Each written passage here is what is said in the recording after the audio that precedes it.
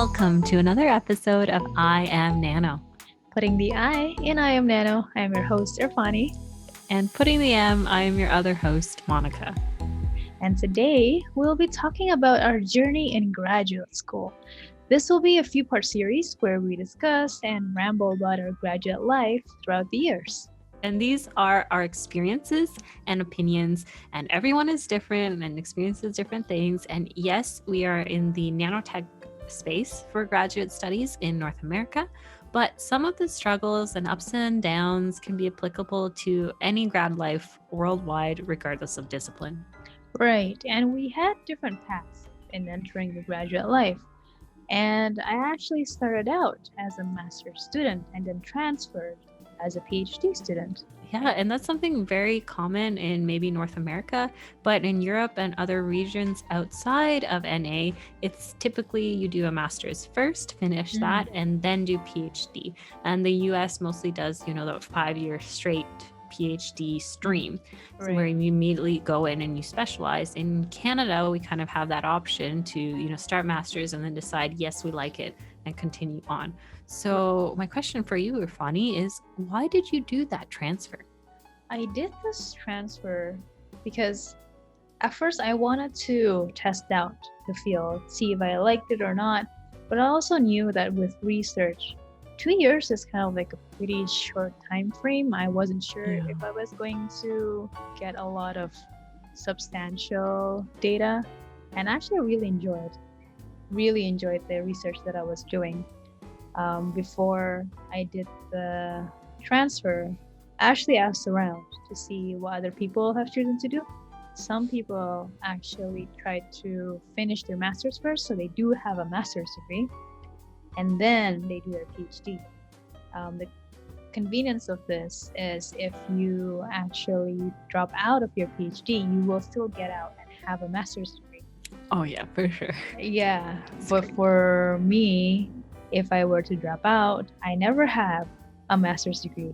I wouldn't be able to get any other degree other than my bachelor's degree. But if you do the transfer, it's a lot faster in terms of time, right? So then instead of doing the 2 years and then 4 or 5 years, which amounts to 6 to 7 years, I would have 5 years of PhD. Yeah. So that's why I did the transfer, and I really liked it, to be honest with you. Bamon, you had a master's already, right? And then you decided to do PhD afterwards. Yeah, I took my time to kind of explore around in different fields, and I enjoyed that because it gave me different outlooks on doing straight organic chemistry and then going into different university, different type of stream that still applied organic, but did a lot of nanotech and allowed me to grow a lot as a person too. And so I think experiencing different things helps a lot, and trying to figure out what you like and what you don't like, but I can imagine it might be, sometimes very stressful for you during your studies, when you're like, oh no, this course is so stressful, I'm gonna leave. Like, what do you do? What do you fall back on? Do you find that was a source of stress for you? Or I think because also my bachelor's degree was in a different field, there was already a steep learning curve for me for me to study it. I remember in the early years, because I didn't really know what was going on, I had to learn a lot of things from scratch. And there were times where I would come in at, say, 7 or 8 a.m. and then we'll finish at around 6 p.m. So 11 hours straight on campus. Well, I would obviously take some breaks in between and stuff like that. But at some point, I would burn out because of course, I was just putting too much hours and I wasn't taking time for myself. But I knew that I was falling behind because I didn't have the knowledge that other people did at the time. But over time, I got used to it, and although it was a steep learning curve, that kind of struggle, I think, set me up well for now. Because now that I'm in my senior year and my last year of PhD, things starts to come a lot easier for me, certain Right. concepts. Of course. And I tend to pick things up faster in terms of the techniques that I did before, and even if it's a new technique, I would be able to understand it a lot faster. So those struggles in the early years, definitely I definitely think everyone should go through it. At least I had to go through it Of course. to help me, to help me in the beginning. And did you find that it was your supervisor that played a large role in inspiring you to stay and continue going, or was that your peers or your lab mates or family? Like, where did you get your inspiration to keep going and keep trekking around along this path to finally make it? I think it was a combination between just an internal inspiration. Right. I really wanted to do this, but of course during struggling times, sometimes I question like, why am I putting myself through this? Of course. Especially when I'm burnt out, right? But I have a really great support system, my peers, my family members, and so they're the ones who tell me over and over again to determine and realize why I'm doing this in the first place. So it was a combination of a lot of things, to be honest with you, but having a comprehensive support system, both not only from your peers, your family, but also your supervisor. I think your supervisor plays a role in terms of inspiring where the field is going towards. Okay, yeah. Right, because they are the ones who kind of have these ideas that they want to implement. And then they also collaborate with so many different people from different universities in different countries. They kind of have like an idea of where they want the project to go. So that's kind of the inspiration to help me move forward. But then when it comes to the struggles, it's my family and my peers and everyone else who really support me to go through it. Yeah. So it's important to have both internally and externally motivation to do things, do you think? Yeah. How about you? When you struggled, what helped you go through all of that? Yeah, so I would agree with you both internally and externally. I had a good support system, and it was something I wanted to do, and I believed in myself. I'm like, yeah, I can do this, and I was very interested in the research and contributing to this very unique research field. So I was very invested, both mentally and emotionally, into my little carbon nanotubes, trying to get them to align and making these tweezers. Like, I very much enjoyed the process, and in my final year, getting to actually make working devices, like that was the icing on the cake for me. I had a great experience overall, and I would also add, there's always a low point in the process. I agree. It's always gonna get worse before it gets better. I think one of the main things that I recognized, not only growing as a person and becoming more resilient during my grad studies, was don't compare yourself if you're at, middle of PhD or starting PhD or starting master's. You're at don't compare yourself to other people that are at the highest point of their career. You're at a lower point, I guess, so to speak, in terms of academically. So don't go and compare yourself to the person next door who has been doing the research for 5 years and is an expert. Don't compare a lower point in your life to a very high point in someone else's. You don't know what other people are going through and what they did to get there. So focusing on yourself and your self-growth and not comparing yourself to other successes, that was a big realization that I had to go through. And now, I'm coming out of it, and it's been a great process for me.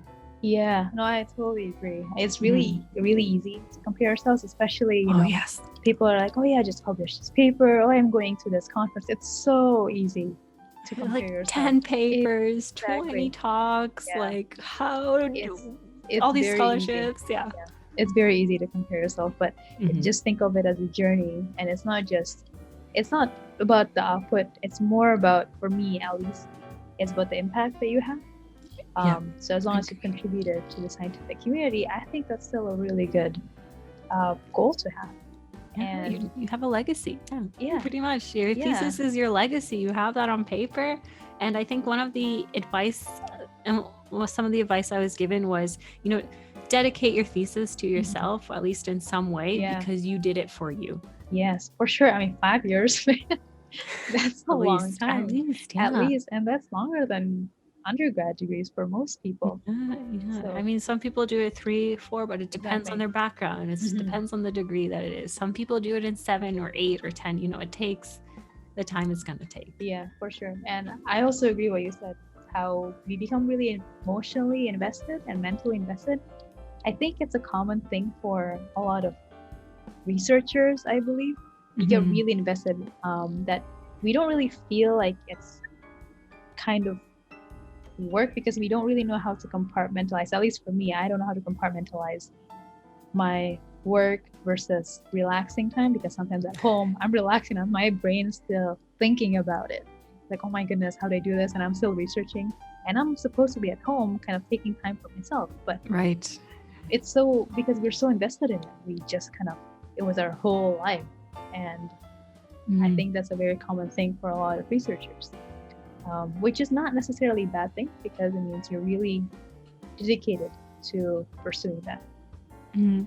For sure. And But then, so how do you try to turn your brain off after work then? It should be the question. Not that's how you true. do it, but how do you try to do it? How do So it I doesn't really go try? off. I Yeah, it's think always. I want to say meeting your friends would be the main thing. But then if you meet friends, like if I meet you, I'll still be talking about research, you know? I know we So always said science. They're like, oh, we should work on this yeah, together. exactly. But then so in this case, I would talk with other people who are not in the field, at least not in the same field as we are. So then we can kind of turn it off a little bit. Or some other times I would just try to listen to music or practice singing or something completely different than what I usually do in the lab. But it is hard to turn it off. Even until now, sometimes I have a hard time because when I know something isn't working, it really bothers me. Mhm. And it's like, I need to get this working. I need to get this working. It's really hard sometimes, but it's still a struggle that I have to deal with, even up till now. So, yeah. Of course. And so I guess we were talking a lot about our struggles. So that's, I guess, the cons is, the stress or, you Mhm. can really fully relax. But what would you say is like a main pro of doing grad school? It really grows you as a person. Mm. All those failures and all those experiences, not only academically but also socially, because of the Yeah. surroundings that you have, you really grow as a person. You manage, first of all, you need to be really organized, and then you have to be able to work with others well. And all of the times you can't do everything that you want to do, so you have to be able to work with other people, and that inter social skills Right. Yeah. is Very hashed out a important. bit more, Mm. even though that researchers tend to be seen as someone who is very introverted or very focused on their thing in the lab. Mhm. I find actually when I talk with other people as well, we tend to like working alone. Like I don't work with a lot of people most of the time, Mhm. but once in a while I would work with others most of the time as well, though I would be alone in the lab by myself, just doing my own thing. Right. So having to collaborate with other people is also something that you get a chance to develop during the grad studies. But the biggest thing is that you get to contribute to the scientific community, Right. Yeah. which of is the course. end goal essentially. Now that's the end goal. You want to be Huge able to plus.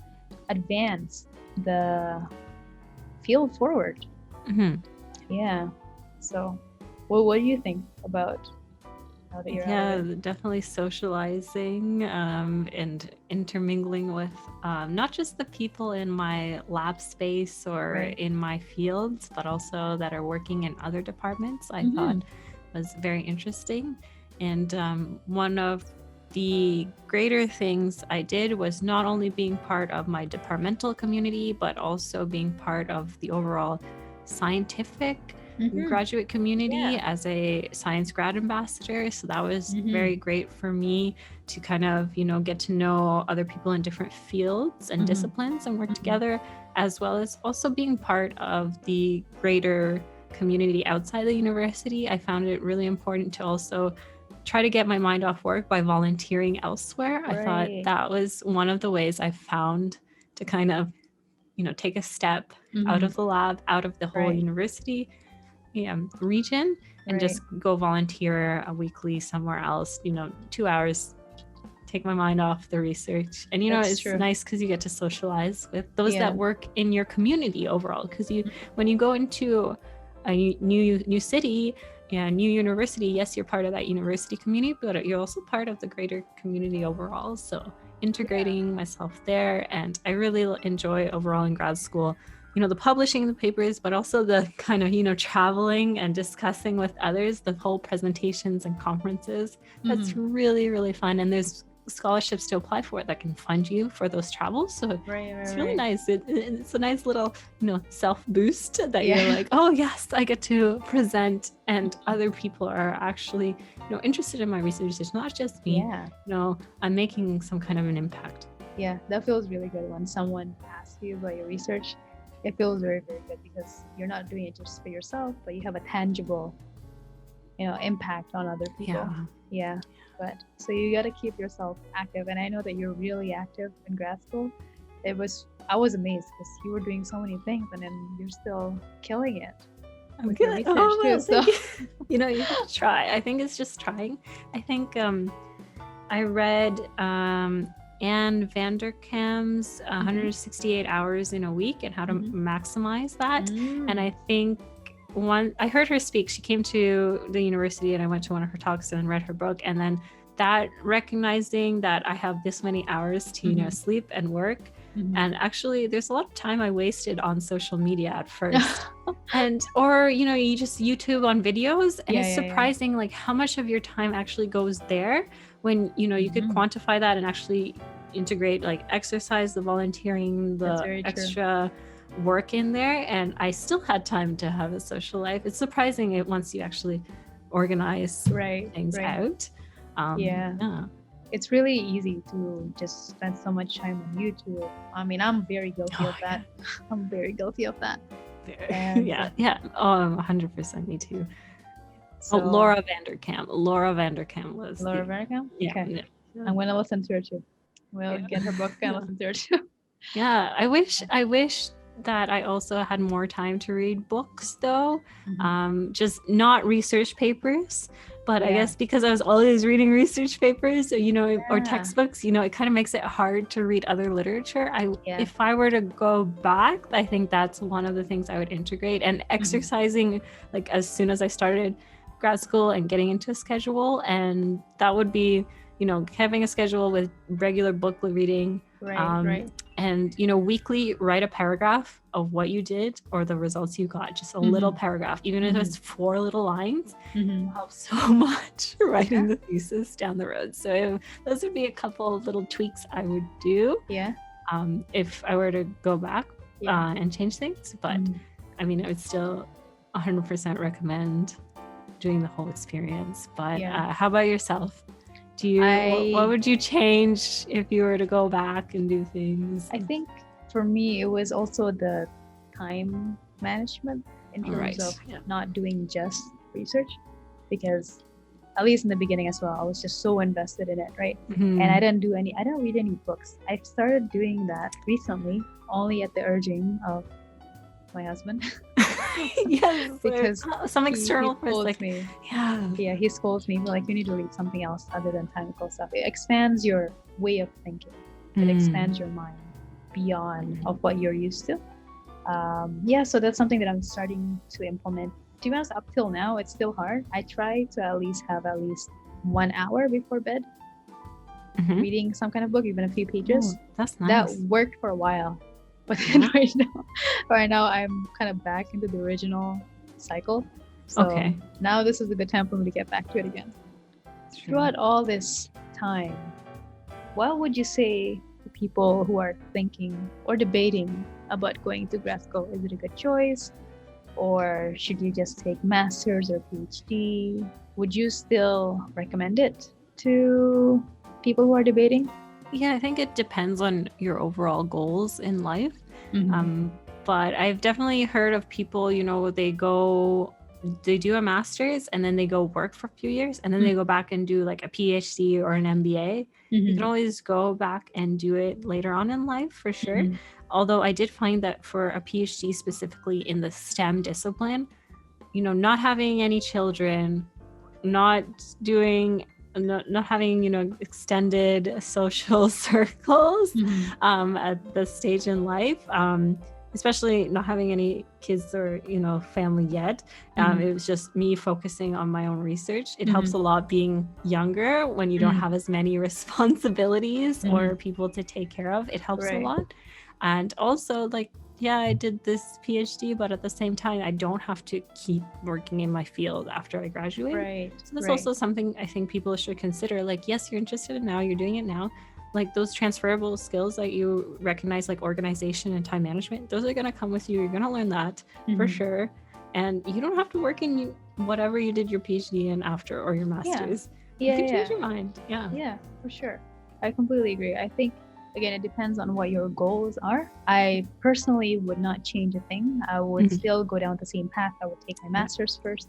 I think I've learned a lot. In addition to the organization and time management skills, the biggest thing is also the analytical skills, because my supervisor and my committee members are always like grilling me. Why are you doing this? Why is it like this? Why didn't you think of this? They're always grilling you. So you really become really sharp after you do your PhD, because so many people are just asking you, why are you doing this? But in the end, it's your own project and you're the master of it. Right. You do every single thing. So that's also a big plus doing this. Not that I'm saying you wouldn't be able to attain all these skills in other fields or other works, but this is a big deal that I have felt, because I know how to handle questions now better. Right. I don't get nervous. I would get really nervous before, but not anymore. And if someone wants to do a nanotech degree, I would recommend, if you're not sure about it, do a master's first, test it out, see if you like it. Because also in nanotech, there's a lot of different topics, right? Oh, yeah.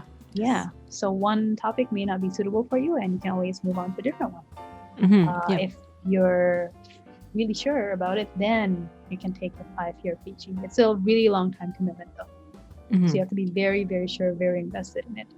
And so for those who are debating about it, these are things you need to consider. And just know that the struggles may differ depending on where you are, what university you are in, the requirements that they have, and also your supervisors, your lab mates. That makes a huge deal, because some lab mates can prevent you from doing your PhD properly. How the lab is organized also has an impact on that. So there's a lot of things to consider, but I would not change a thing if I were able to go back. Yeah. So. And it's a great point that you brought up too, because nanotech is so interdisciplinary, or so, you can do it chemistry, you do more chemistry one day and then more physics the other day, and some bio in there or some other engineering. Like, it's so applicable for everything. So it makes you very versatile for working in industry too. Yeah. Would you still recommend the degree that you got, or is there something that you would do differently? So I would recommend it, absolutely, yes. I think it's very important to be cross-disciplinary and to explore your interests, as well as, like combining things of your interest as well. And it is a great opportunity for self-growth and also growing your CV. And so overall, it's a great experience. And it actually, in the long run, 5 years over, like, say you live till 90, it's a small fraction. Yes, true. Other people, they'll be working in industry, like people the same age as you, and they'll make 10 times as much money. But in the long run, you'll also get money. The money will be there in the long run. Yeah. Like, don't worry. Like, just be present in the now. Yes. It'll come, enjoy it now, and then you'll be called, if you do a PhD, it's doctor after. Even if you do your master's is a great to hone in your skills in 2 years. Yes. And there's a lot of people that they do a master's and they get papers, like, which is amazing. Yeah. 2 years in a paper, like, oh, I bow to you. Yeah. That's so good. Yeah, I mean, also with the graduate salary, we don't make as much. So it does feel sometimes when you compare yourself to other people who are in the industry, but it's worth the investment. I think Yeah, it's of definitely worth course. it. Yeah. That's why the big thing I learned is don't compare yourself to others. Like high Exactly. points in your life versus low points in yours, Yeah. their life. Yeah. It's okay. We all Yeah. we're all different. We have our own journey. Yeah. We Yeah. have our So own journey. don't worry. So you kind of break even in grad school, especially in Canada, I found. And Yeah. And you also have scholarships you can apply for. So yeah, of course, there's scholarships. You have to look for them, but they're everywhere. there's the resources there. People are willing to help you. Yeah, Yeah. for sure. Yeah. So I hope Nice. that whoever's debating to go to grad school, this doesn't deter them away from doing it. Mhm. This hopefully helps them to determine if they want to do one or not. Yeah. Yeah. So a Yeah. little insight from a couple North American Experiences. grad girls, yeah, in the Yeah. nanotech space, obviously. But a lot of the things we said are applicable everywhere else, and hopefully others, they have our listeners, and they come and they comment, and we're more than happy to listen to others' experiences as well. For sure. And up in the future, we're gonna have more episodes that talks about our grad life. Then we're gonna interview some other people who have different experiences from the industry, from other countries. So stay tuned for those.